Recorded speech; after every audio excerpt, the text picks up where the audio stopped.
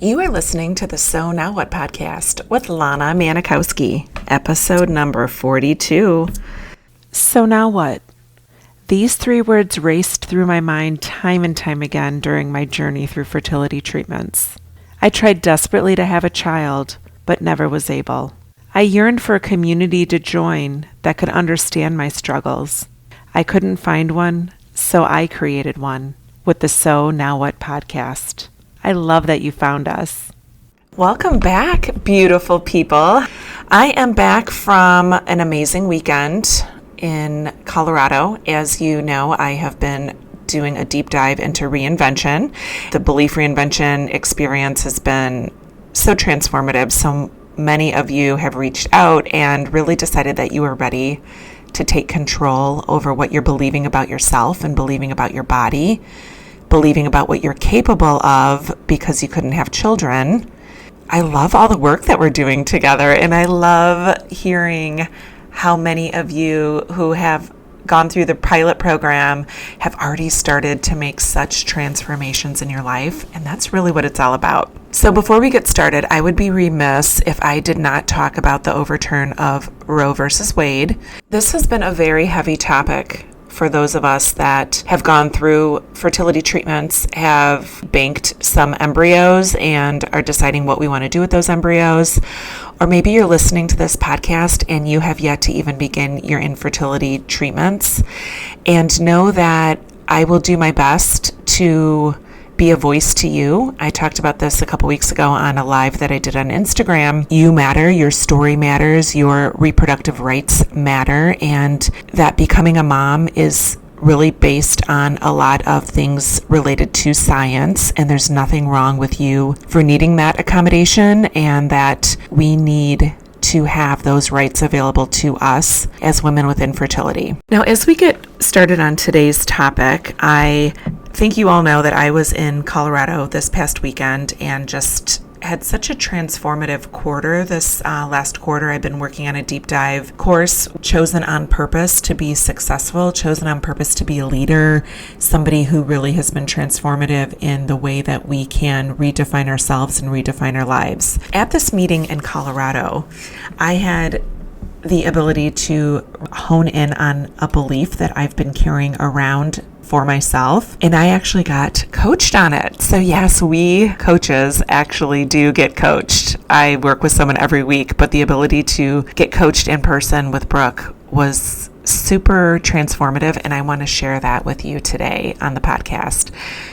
So we all have these thoughts that sound really true to us. We know that when we say them, they might not trigger us.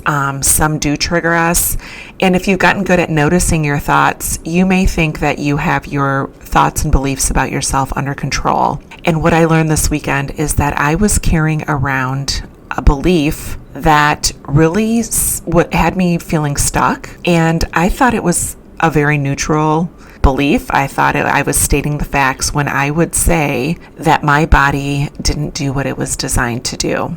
And when I got coached on it and started to think about those words and how to me they sounded very neutral, coming from somebody who once believed that my body failed me, when I once believed that my body was broken, telling myself that my body didn't do what it was supposed to do or what it was designed to do sounded very neutral. It sounded like I had taken the temperature down on that thought. But what I came to realize is that I was preventing myself from deciding what it is that my body was designed to do.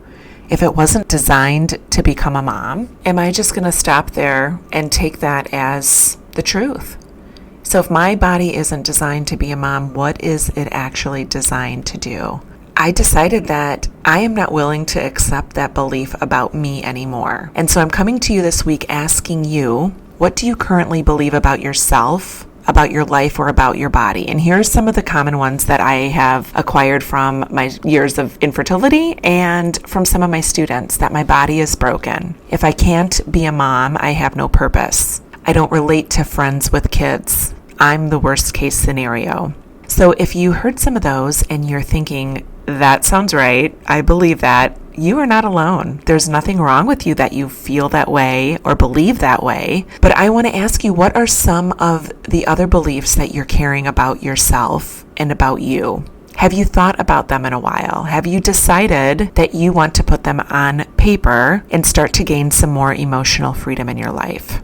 So I'm going to give you an exercise for this week, and I want you to think about you not being able to have children and write down all of the thoughts and the beliefs that you have accumulated about yourself because of that.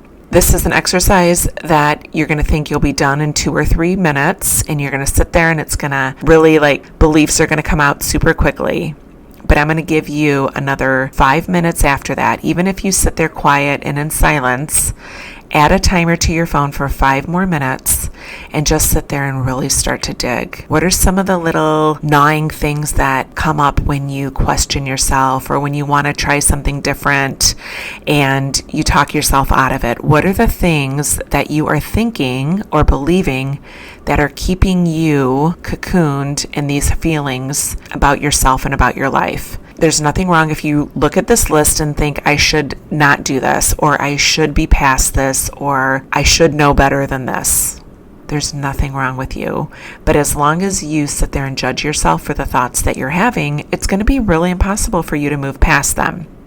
And that's exactly why I'm here to help you. I want you to, once you get your list done, start to take maybe 1 or 2 at a time. Let's start with just 1 and start to punch holes in that sentence. Imagine that you were helping a friend and they came to you and they said, I believe that my body did not do what it was designed to do.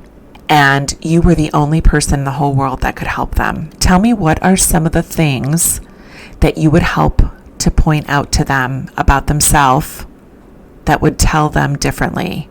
That would show them that that is not the only thing that they need to focus on in their life. That is not the only thing that defines their success.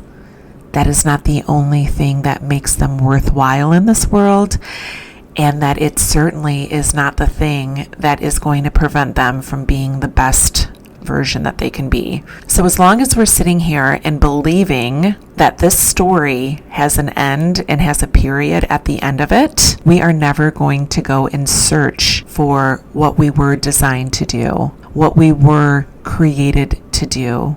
Because we know that at this age, we have so many more years to live. And if we just give up here and shrug our shoulders, and you just tell yourself, well, I wanted to be a mom and I couldn't, and just shrug your shoulders and say, oh, well, this is what the rest of my life is going to be like, you are doing yourself a disservice. As long as you tell yourself it's okay to stop here, you are going to stop there. And it may seem confusing and it may seem like you just really don't know what it is you're designed to do, but you have a purpose and you have a master plan that is waiting for you to discover it. And that is exactly why I'm here. So I want you to decide today that your body did do exactly what it was designed to do. And your body is just waiting for you to tell it what you want it to do so that it can show you what it is capable of. And remember, your body includes your brain.